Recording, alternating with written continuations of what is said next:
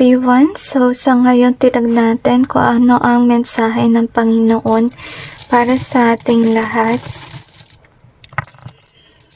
We have this here. We also got this one in reverse. We also got break an egg, but it's in reverse. We also have this me in either way.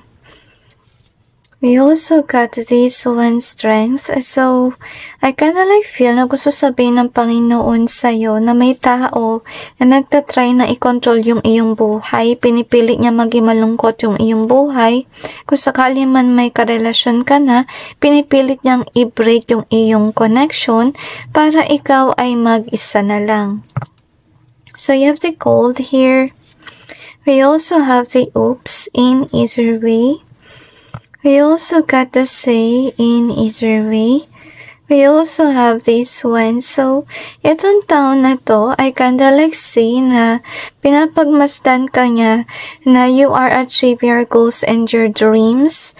At siguro ito yung tipong taon na pinipigilan ka na ma-achieve yung mga bagay-bagay sa iyong buhay. Lalong-lalo na sa iyong career.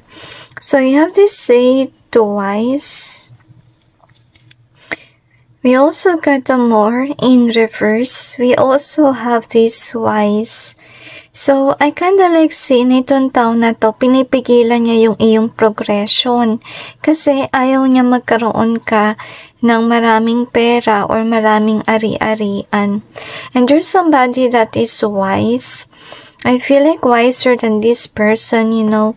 Kasi I kinda like feel na dahil sa ugali ng taong ito, maraming mga tao na cold-hearted sa kanya at yung mga wais na tao, hindi talaga siya papansinin, okay?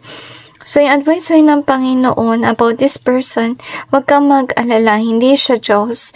Hindi siya Diyos para kontrolin yung iyong buhay. Whether they like it or not, you will achieve something sa plano ng Panginoon at hindi sa kanilang plano. I feel like it may happen soon na makakamit mo yung something na dapat para sa'yo. But yet, you have to be wise. I kinda like see here. Tsaka huwag mong papansinin yung taong arrogante na yan na gumagambala sa iyong buhay. So anyway, that's it guys, and God bless all of you.